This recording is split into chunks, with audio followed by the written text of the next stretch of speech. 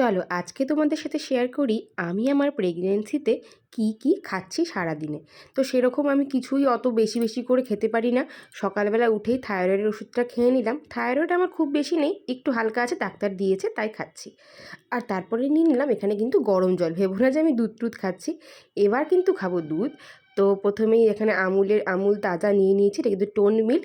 তো এখানে অল্প নেব, মানে আমি খুব বেশি দুধ খেতে পছন্দ করি না। আমি এই দুধটার সাথেও হালকা করে একটু জল মেশাই। আর সাথে নিয়ে নিয়েছি মাদার্স হরলিক্স, 2 থেকে 3 চামচের মতন আমি নিই। তো তারপরে খেয়ে নিলাম। আজকে ব্রেকফাস্টটা একদম সিম্পল, একদম হরলিক্স, ড্রাই ফ্রুট যেগুলো ভেজানো ছিল, কিশমিশ, আলমন্ড। কিশমিশটা ভেজানো না, আমার ভালো লাগে না, কেমন একটা লাগে, বাট বলে সবাই খাওয়া খুব ভালো। আর তার সাথে টোস্ট। তারপরে নিচে এসেছিলাম, মামুনি আমাকে দিয়ে দিল জল সিঙ্গারা। কাদের কাদের জল সিঙ্গারা পছন্দ অবশ্যই জানিও।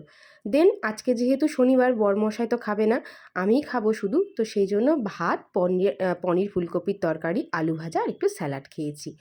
তো দেখো, আর বিকালবেলা আবার একটু একটু ছোট্ট ছোট্ট খিদা পেয়ে যায়, সেই জন্য এখানে রোস্টেড চানা আর একটা আপেল নিয়েছি। আপেলটা খেতে ভালোই লাগে। প্রেগনেন্সির আগে যেহেতু ফল খাওয়ার অভ্যাসটা একদমই ছিল না, তাই এখন একটু কেমন যেন লাগে। রাতে খেলাম ডাল ভাত, আলু ভাজা। টাটা।